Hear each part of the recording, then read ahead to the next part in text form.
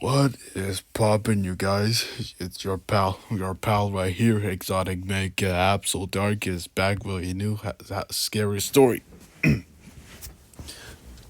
Yep, yep, and this one right, yeah. Today I'm bringing you guys with a new scary story, and as you can already see, by this, I mean, and as you can see, that the story is called Security Camera, and and right now you can see in the description all it says is about two boys who encounter a terrifying ghost in a convenience store at night. And if you can take a look at this image, it just looks, as you can, if you can take a time to look at this image, it looks like it does look like a robot who's holding a gun. Yeah, this looks like a rope. This looks like a gun. This looks like a time like a small flying robot who's holding a gun as a security camera. But I, I don't have anything else to say.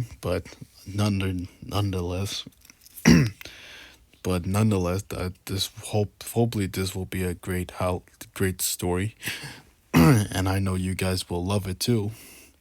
Once you get to know more of my channel, I mean, I mean, because okay, what I'm trying to say is that I hope that you guys love this story as much as I do, and all the other stories that I've done in the past. So without all the way, let's enough chit chat. Let's get on with the story. Let's see what this one has in store for us today. So sit back, relax. Oh, another thing, I'll always be copy and pasting the link of the website in the description below. So yeah, so without out of the way, let's get to it. So sit back, relax, and I'm all locked on as I read the story. Security camera. All you can do is brace yourselves. So yeah, this is security camera. Enjoy. Let's begin. There were two teenage boys who had been best friends since they started school together. They both managed to get part time jobs and work in the night shift at a local 24-hour convenience store. They started at midnight and finished at 7 in the morning. It's all it's known as the graveyard shift. Because the boys were working overnight, it soon became very boring. There were never very many customers, and they mostly spent their time behind the checkout counter talking, watching movies, or playing computer games on their iPads. One night they were sitting at the checkout counter as usual, eating sweets and chatting about nothing in particular. The monitor for the security cameras was behind the counter, but nothing ever happened. So they only checked it occasionally. So they only checked it occasionally. The monitor's screen was split into four, displaying footage from security cameras at the checkout counter, the food aisles, the magazine rack, and the parking lot outside. When one of the boys happened to glance at the monitor, he noticed that there was a woman standing in front of the magazine rack with her back to the camera. She had long flowing black hair that reached down to her waist. That's weird, he said to himself. I I didn't hear the door chime go off when she came in. He didn't think too much about it and went back to watching his movie. But something was strange. Half an hour passed, and when he glanced at the monitor again, the woman was still there. She didn't show any signs of moving. She wondered. I mean, he wondered if she was reading a magazine, but when he looked closely at the monitor, He saw that the woman's hands were empty. She was just standing there, staring at the magazine rack. Hey, hey, he whispered to the other boy. Do you, do you think she's trying to steal something? His friend also had the same thought and nodded in agreement. The woman's behavior seemed somewhat strange, too, so the teenagers came out from behind the counter to investigate. One boy went down the left aisle and the other went down the right. But when they peeked around themselves, but when they peeked around the shelves, they were surprised to see nobody there. Where did you go? Asked the first boy. Asked the first boy. She would have had to pass by one of us. Just then, they heard the sound of the toilet flushing. What? Said the second boy. How did she get to the bathroom? The boys went back to the checkout, but when they looked at the monitor, a chill ran down their spines. The woman was standing at the magazine rack in exactly the same position as before. That was fast, said the first boy, puzzled. Too fast, said his friend, thinking there must be something wrong with the security camera. The boys went back to the magazine rack. Just as before, they found nobody there. Cold sweat was running down their backs.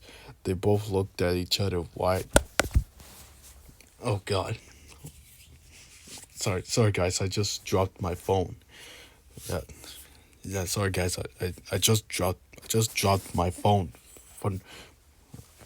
Yeah, yeah. That was like unexpected. I just randomly just dropped my phone. They both looked at each other wide eyed and frightened. Then, without a word, the boys returned to the counter. This time, when they bent down and peered into the monitor, the security camera showed that there was nobody at the magazine rack. She's gone, said the first boy. He breathed a sigh of relief and turned to face his friend. Wait, wait, don't move, hissed the second boy urgently. Both of them froze, staring into the monitor. What is it? Whispered the first boy. The the second boy's the second boy's voice was shaking. Don't don't look behind you. Don't look behind you, he hissed. The first boy was mystified.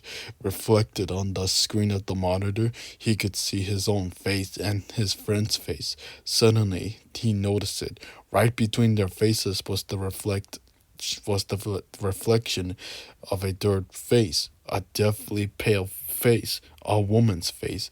The boys were too scared to scream. They just stood there, staring at the monitor, trembling. A few minutes passed, and the ghostly face faded away. I, I think she's gone, said the second boy, breathing a sigh of relief. Nervously, he looked over his shoulder and found no one there. The first boy wiped the sweat from his brow. His heart was beating fast. I don't, I don't think so, he said. Both boys stared at the monitor again. Again, the woman was standing there at the magazine rack. Again, slowly, she turned around to face the camera and grinned. Her mouth split open from ear to ear. She held up a bloody knife and ran it across her throat in a threatening gesture. The two boys didn't pause for a second.